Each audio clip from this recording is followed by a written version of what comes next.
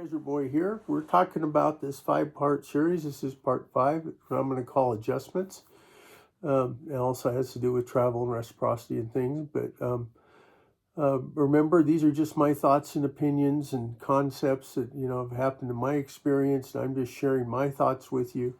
You want to be compliant with all your local, state, and federal firearms laws, rules, permitting, hunting rules, regulations, training, CCWs.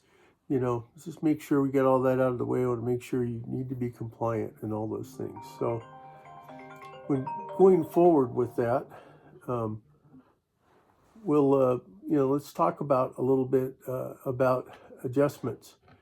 Some things happen as you age, okay? As I've aged, my mobility is not as good.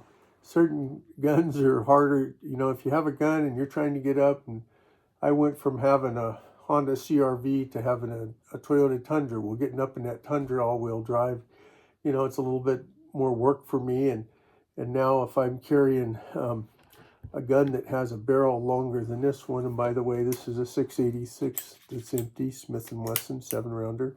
If I had one with a 6-inch or 4-inch barrel, it might want to drag across the seat as I'm trying to get in. So things like that, is that going to be comfortable for you? So I might decide, well, I think I'll wear this in a shoulder holster today.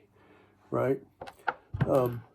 Or, maybe I've got something like this 351 PD where, maybe I don't have to worry about it as much because I've got it in this pocket holster from, this is a DeSantis Nemesis. But when I get in the truck, because it's in my pocket, sometimes trying to get my leg up is a little harder. Oddly. So all these things happen as you age. So age and your mobility and things. I was using a cane a lot more before I started doing more exercise and things. And then, sometimes I do when it's uneven, or I have trekking poles in the winter because it's slippery here, and they got little ice prongs on them that are handy. So you have to start thinking about that. If I'm carrying these, you also need to think about them in what they teach you when you go to these classes. That's why it's important. Like when I went to the defensive handgun course for 4 days, they only talk about the implications of what if you're involved in a shooting or something like that. But they talk about things like situational awareness. Most perpetrators, they depend on surprise. So if you're code white, you're checked out, you're like on your phone, texting, surfing or whatever. This gives them an opportunity. If you're doing that, but you're looking around, you're making aware of what's going on, and you're in a kind of a cold yellow, kind of a cold orange, which would be worse, but you're aware that they don't look right, or maybe you've noticed them, and it's not as advantageous for them. So just things to think about, especially as you get where maybe you already have mobility issues. My daughter's very young, and she's had different things that have come up at times, and when she's had to work through those, she gets through them, and she's fine after that. But, if you have issues where, if you've ever broken a bone or something, and you've had to be around on one of those little carts, or maybe you're on crutches, you're at a more disadvantage, so you have to think about that kind of stuff. The other thing is, so you think about, you got a cane. What if somebody came up to me and I had to protect myself? Will I be able to throw my cane down and reach and retrieve my weapon, right? Just things like that you don't normally have to think about when you're just pretty healthy and things are more normal. Or maybe you can actually run away. I can't really run that well nowadays, if at all. So I do rely on having a certain level of protection against those things. The first of it being conflict avoidance and situational awareness. I want to make sure and first of all, not going into environments where I might find out. I don't go somewhere late at night where there's trouble. I don't go to the nightclub where they have shootings, every other week or something, right? You don't, best not to do that. Let's say that. Just put it that way if you're concerned about that. But you got to think about those things, So, what about traveling? You get ready to travel and you say, okay, we're going to go, I'm retired, we're going to go on a trip. So we go on a trip. I got married this last year, and I went on a trip to, through many states. And so before I had gone, here in Montana, they have a constitutional carry, so to speak. In other words, there's, as long as you are not a prohibited person in things, you can do a certain amount of carry. Not everywhere. There are some places where having a permit can allow you to carry that you can't without it. But most places that you can carry that's allowed by law. But when I leave Montana, I'm in a different state. Well, what's Idaho's laws? What's South Dakota's? What's North Dakota's?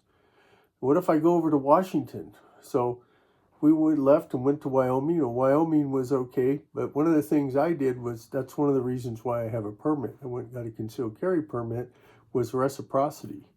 There are tools out there. I know a lot of us take advantage of, and I'm not promoting any particular one place or another, but I know USCCA has a nice reciprocity map. Sometimes you can go to the NRA website and get information about that. There's different ones that are around. I think one was called Frontier Carry, and I'm not advocating any of these. I'm just saying different things I see out there, trying to find out the laws. If you got any question about it, you want to make sure you contact them if you need to. But make sure you're clear about that, because laws do change depending on where you're at. We were going to go through Wyoming. So, okay, Wyoming, okay, yeah, Wyoming's fine.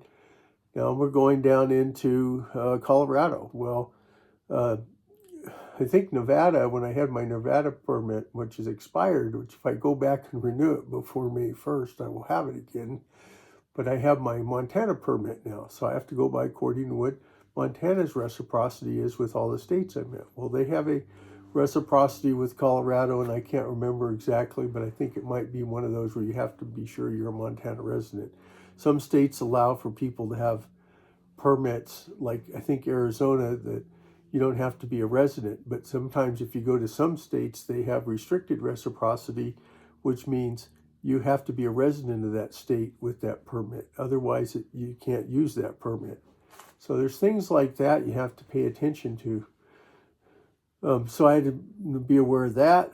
It just happens in Montana and New Mexico do not have any reciprocity. So I had to look into the fact that you look into, New Mexico, and when I had my Nevada permit, that was fine. If I had an Arizona permit, it'd be fine.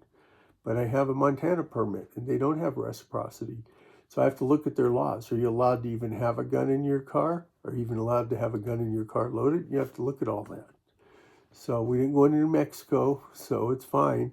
But we went into Arizona. What's Arizona's laws? We went through Utah. What's Utah's laws? Sometimes you go through tribal lands. You need to look and see what the tribal rules are on that. So you got to look at, there's a lot of things to look at when you're traveling. When I got back to Nevada, there's reciprocity. But you need to read up on whatever the laws are where you're traveling. Then on the way back, we went not only through Utah, but we went through Idaho. So there was a time when I thought I might end up being in Washington more, because my daughter goes to school over there, and I have relatives in Idaho, and I thought I might live in Idaho. And a lot of times in northern Idaho, if you live up near Coeur d'Alene, you travel over to Spokane and back all the time. So I got an out-of-state permit for Washington, for example. You might want to do that. I thought about doing that because, that way if I was in Washington, I need to know what the laws are, but at least I would, not have to lock everything up every time I drove from Idaho over there, drove from Nevada over to there, right? So just things to think about, Sometimes having more than one permit will give you more access to other reciprocity. Sometimes it won't, because unless you're a resident of that state. So anyway, California is like, they don't have reciprocity, and I think Oregon doesn't either. So in California, whenever I go back there, you have to have everything locked up. Your ammunition has to be locked up. Guns have to be unloaded.